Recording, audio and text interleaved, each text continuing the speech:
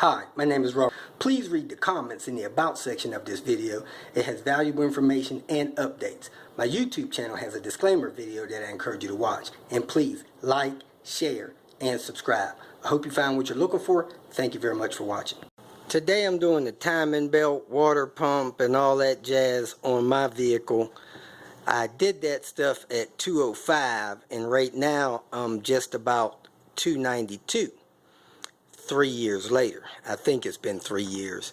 So I'm doing the water pump, even though I replaced the water pump at 258 because it was leaking, and I installed an aftermarket water pump, and I just don't think it's going to go another 70,000 miles.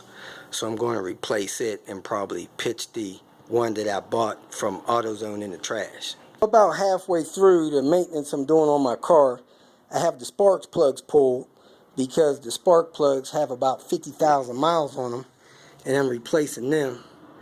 There they are there. My gas mileage has dropped from like 29 on the highway to 27 on the highway. I also did a compression test. My number one is low. It's about 125. The rest are good or okay. I don't think they've dropped, and I think my gauge may be 10 psi low. My general policy is to check my compression every time I do my spark plugs. So that's supposed to be every 30,000 miles. But I haven't done it in probably about 45, maybe 50,000 miles. So I set the timing, and I'm getting ready to pull the water pump. I'm out of time, so I have to shut it down, go on my appointment, and come back probably around 3 or 4 o'clock. I may come back a little later just for the sake of being in a little bit cooler temperature. So far, I've drained the coolant. I've pulled the timing belt off. I found out that I have a lower front mount that's torn. Just ordered that. I have a timing belt, had about 85,000 miles on it, and it was just starting to crack. I don't know if you can see it there, if that came in focus enough. But it was just starting to crack, and they're supposed to be changed every 70. It's a Conitech belt, so that's what I'm going back on with. Looks like I have some kind of leak in here, unless this was from when the water pump was leaking and it's sludge left over for that. I'm going to try to clean that stuff out and recheck it. My timing belt top cover is cracked. I believe I have a replacement for it. And here's the metal O-ring that is part of the top screw assembly there. So I need to replace that top cover since I have it. My serpentine belt's fine. It doesn't have any cracks in it at all. And I disconnected my ignition and my fuel pump relay to do my compression test. So I wet the compression on number one, and it jumped up to like 190.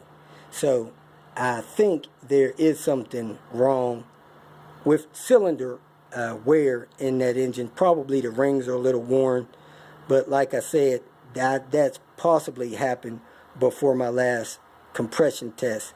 So I just got to check my record, see if I documented my last test, and keep monitoring that.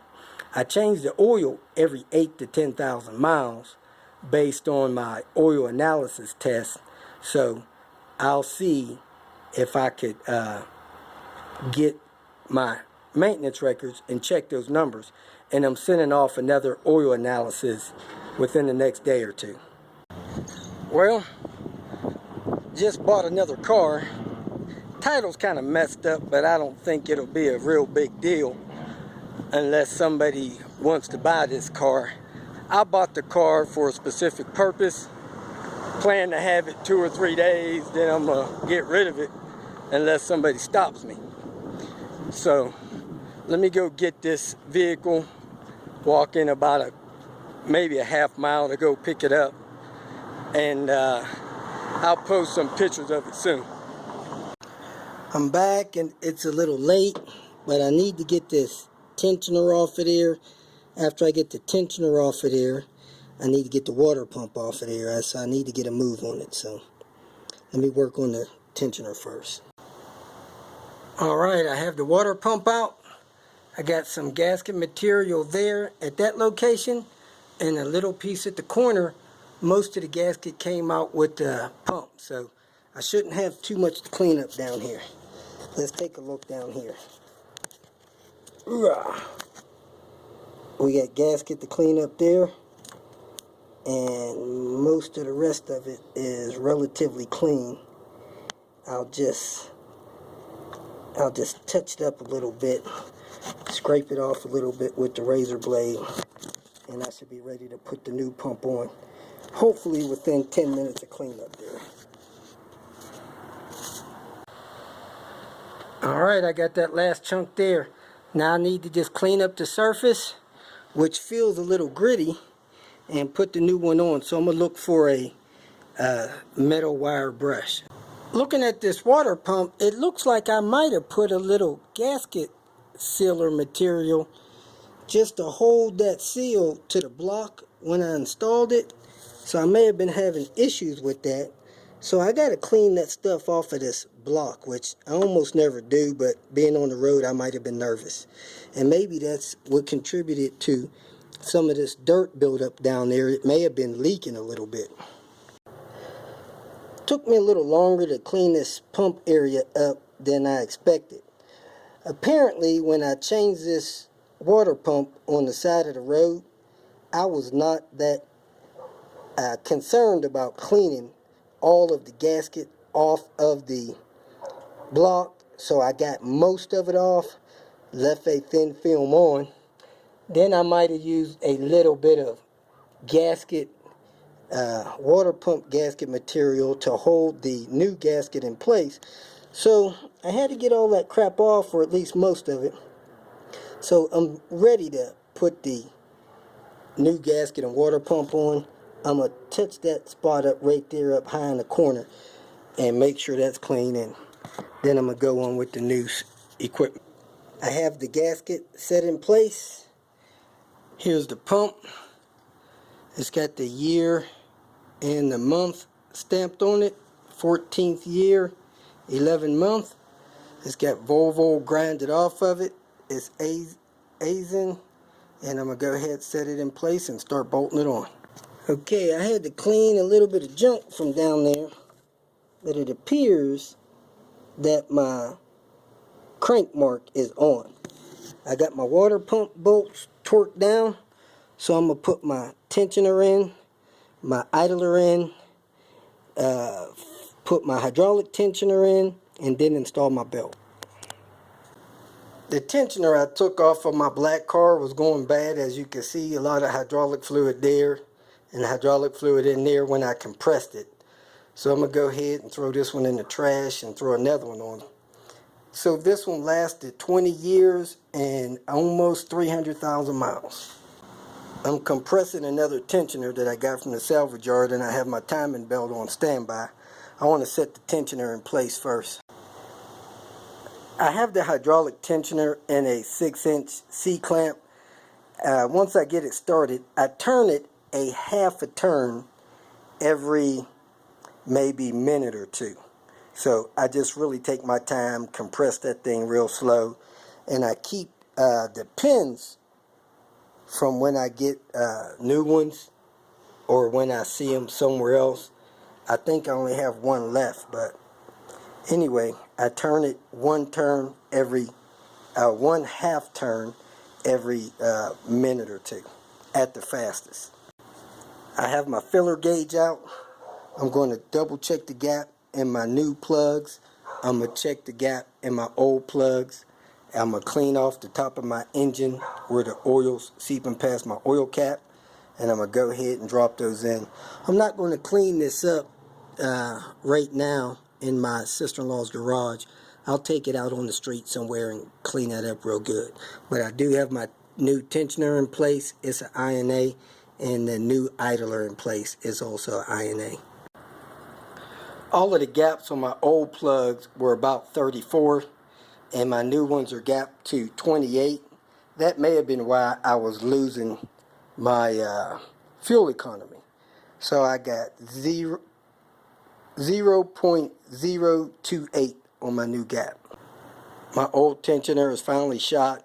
I think this is the original one, 20 years, almost 300,000 miles. And my idler, I replaced that last time with a used one. I'm not sure if it's Volvo or not. No, it says INA on it. And it's finally making noise when I spin it with both hands. So it's gone too. It looks like INA is stamped on this tensioner thing too. Made in Germany. Can't really tell. I'll clean it up and double check it. Or that may be part of a part number or something. But I don't see any markings on the actual roller itself. I have the pin in the tensioner. I'm going to take the clamp loose, make sure it doesn't have any oil in it. If it's dry, I'm going to go ahead and bolt it to the engine. As you can see, this one's not leaking oil all over the place. It is dry, so I'm going to go ahead and use it. I installed my new cover, messing with the exhaust cam, going back and forth for 15 minutes. I finally got all the timing marks on. I rolled the crank over 4 times, which rolled the cams over 2 times. Just barely passed it on the crank. So I'm barely past it on the cams here. And I'm ready to rock and roll. Put my spark plugs in. Put my coolant in. Alright, I got my plugs torqued in. 18 foot-pounds, and I'm getting ready to put my covers on. And when you're in here, you got to look around. If you look at that fuel hose right there, that thing has cracks in it. So I need to replace that fuel hose like really quick.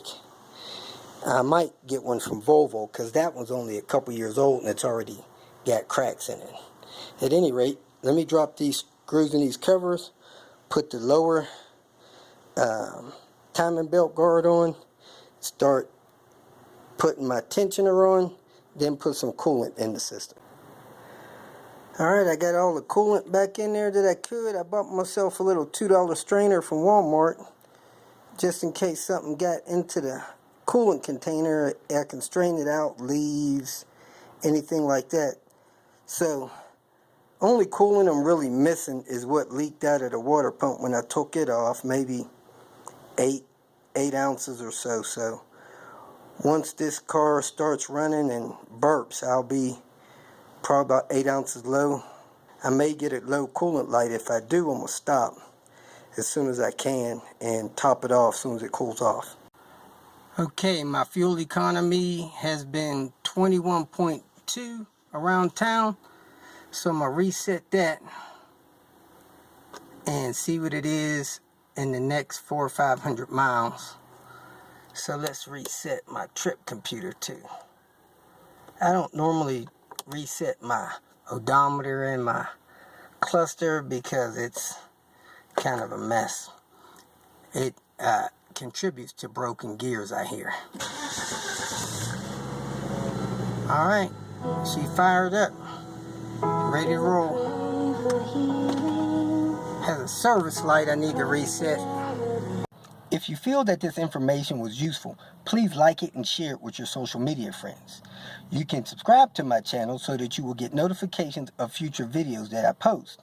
You can follow me on Twitter, and if you need to contact me directly, please visit my website. And if you have any questions, leave them below, and someone or myself will reply to them. Again, thank you very much for watching.